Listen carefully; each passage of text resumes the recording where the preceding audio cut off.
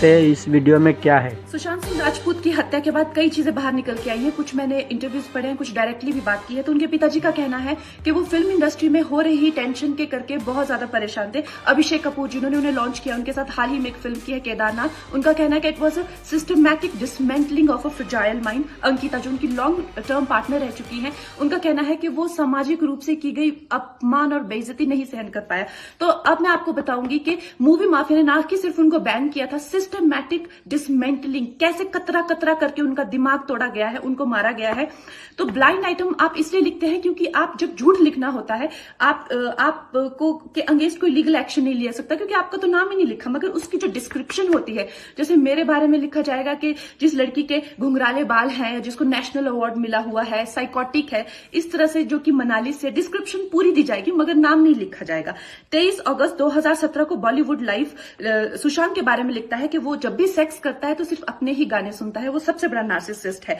16 दिसंबर 2016 में मुंबई मिरर लिखता है कि सुशांत एक ट्रक ड्राइवर की तरह लगता है। 22 फरवरी 2019 को मुंबई मिरर लिखता है कि पार्टी में तमाशा करने के बाद सुशांत ने कांच की बोतल एक डायरेक्टर के सर पे दे मारी।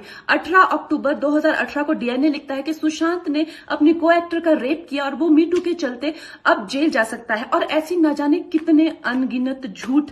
और ये जो बुद्धिजीवी जर्नलिस्ट हैं, ये जो चील कौए गिद्ध हैं जो मूवी माफिया के पाले हुए हैं, ये इसको मेंटल इमोशनल साइकोलॉजिकल लिंचिंग को जर्नलिज्म कहते हैं। मेरे बारे में आज तक जो भी कहा गया मैंने कुछ नहीं कहा, लेकिन जब एक स्वतंत्रता सेनानी के खिलाफ गंदगी लिखी गई, मैंने उस जर्नलिस्ट को कॉन्फ्रंट किया। आपको पता है उसी रात 4 सीनियर जर्नलिस्ट ने मेरे खिलाफ एक गिल्ड बनाई, ऐलान किया गया कि इसकी फिल्म को बैन किया जाए, फ्लॉप किया जाए। आपको पता 3000 जर्नलिस्ट गैंग अप होते हैं एक अकेली लड़की पर, उसकी इमोशनल लिंचिंग करते हैं सरेआम, और ये समाज कुछ नहीं कहता, कानून कुछ नहीं कहता है। मैंने उन पे केस करने की कोशिश की मगर 1 महीने बाद वो गायब हो गए, मेरी फिल्म रिलीज हुई, गायब हो गए। तो मेरा कहने का मतलब ये है कि अगर ये समाज जिस अन्याय की बुनियाद पर खड़ा है और कभी आवाज नहीं, आप ये पढ़ते हैं, चटकारे लेते हैं, कभी आपने सोचा है कि कभी नेपो किड्स के बारे में ये क्यों नहीं लिखा जाता है? तो ये अन्याय का फंदा किसी दिन आपके बच्चों के गले में लटका मिलेगा, आपके गले में लटका मिलेगा। इसलिए जब तालियां बजेगी और सीटियां बजेगी तब आपको पता चलेगा कि क्या गुजरती होगी।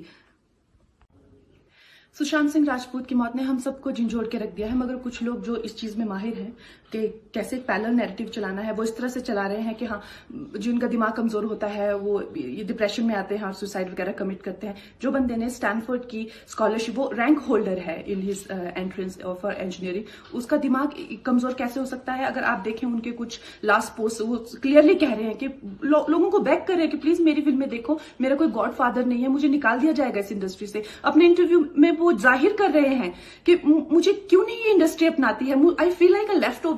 तो क्या इसमें इस हादसे की कोई बुनियाद नहीं है?